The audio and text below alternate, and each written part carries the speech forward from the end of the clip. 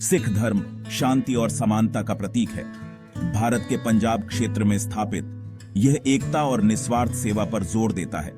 इसका इतिहास समृद्ध है, इसका दर्शन गहरा है। सिख धर्म की कहानी सबसे बढ़कर इसके संस्थापक गुरु नानक की कहानी है। गुरु नानक की शिक्षाएं गुरु ग्रंथ साहिब में एनश्राइंड लाखों लोगों के साथ डीपली रेजोनेट करती हैं। उनका संदेश टाइम और ज्योग्राफी से परे है। यह एक सार्वभौमिक सत्य की बात करता है, प्रेम, भक्ति और ईमानदार जीवन के माध्यम से मुक्ति का मार्ग। भारत में 15वीं शताब्दी अशांति और विभाजन का समय था। जाति व्यवस्था कठोर थी, रिलीजियस कॉन्फ्लिक्ट्स राइफ थे। गुरु नानक का उदय इस युग में हुआ जो बदलाव के लिए तरस रही दुनिया में आशा की किरण थे। उनकी शिक्षाओं ने प्रचलित सामाजिक मानदंडों को चुनौती दी और आध्यात्मिकता पर एक नया दृष्टिकोण प्रस्तुत किया। नानक ने अपने आसपास के दर्द और पीड़ा को देखा। उन्होंने उन रिचुअल्स और अंधविश्वासों पर सवाल उठाए जो लोगों को विभाजित करते थे।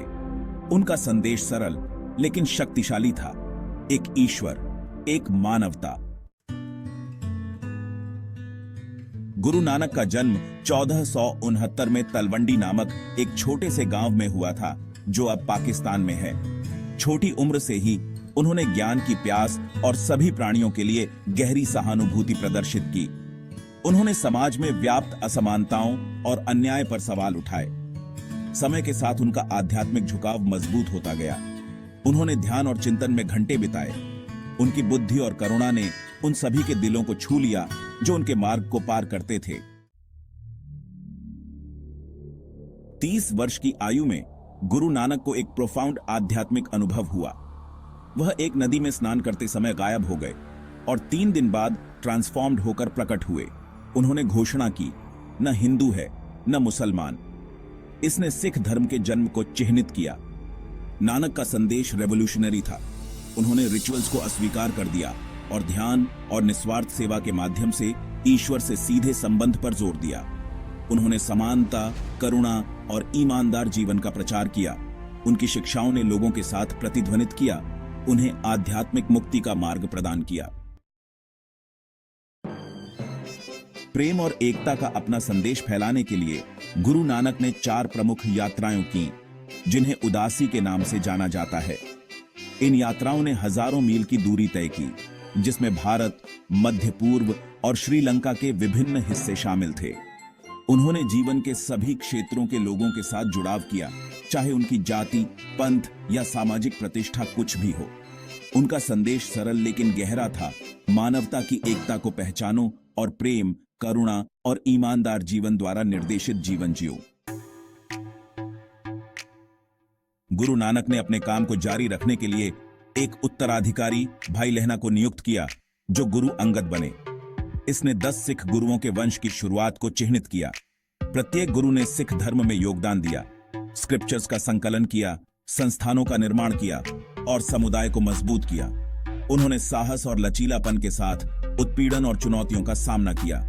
उन्होंने सामुदायिक सेवा, सामाजिक न्याय और उत्पीड़न के खिलाफ खड़े होने के महत्व पर जोर दिया। उन्होंने सिख धर्म की नींव को और मजबूत किया। 10वें गुरु, गुरु गोबिंद सिंह ने खालसा संत योद्धाओं का एक भाईचारा बनाया। उन्होंने 5 ककारों की स्थापना की: केश, अनकट बाल, कंघा, कोम्ब, कड़ा, स्टील ब्रेसलेट, कृपाण, सेरेमोनियल डैगर और कच्छा अंडरगारमेंट। ये प्रतीक सिख धर्म के मूल्यों का प्रतिनिधित्व करते हैं: आध्यात्मिकता, अनुशासन, आत्मरक्षा और न्याय के प्रति प्रतिबद्धता। खालसा का गठन शोषितों की रक्षा और धार्मिकता को बनाए रखने के लिए किया गया था। गुरु गोबिंद सिंह ने सिखों को उनके शाश्वत गुरु के रूप में गुरु ग्रंथ साहिब भी प्रदान किए, जो मानव गुरुओं के वंश के पूरा होने का प्रतीक है। गुरु नानक की शिक्षाएं आज भी उतनी ही प्रासंगिक हैं जितनी सदियों पहले थीं। समानता, करुणा और निस्वार्थ सेवा का उनका संदेश एक ऐसी दुनिया में गहराई से प्रतिध्वनित होता है जो अक्सर संघर्ष और विभाजन से प्रेरित होती है। सिख समुदाय उनके सिद्धांतों द्वारा निर्देशित एक अधिक न्यायपूर्ण और न्याय संगत दुनिया बनाने की दिशा में काम करना जारी रखता है। वे सामाजिक सेवा, मानवीय सहायता और अंतरधार्मिक संवाद में सबसे आगे हैं। गुरु नानक की विरासत प्रेम, सत्य और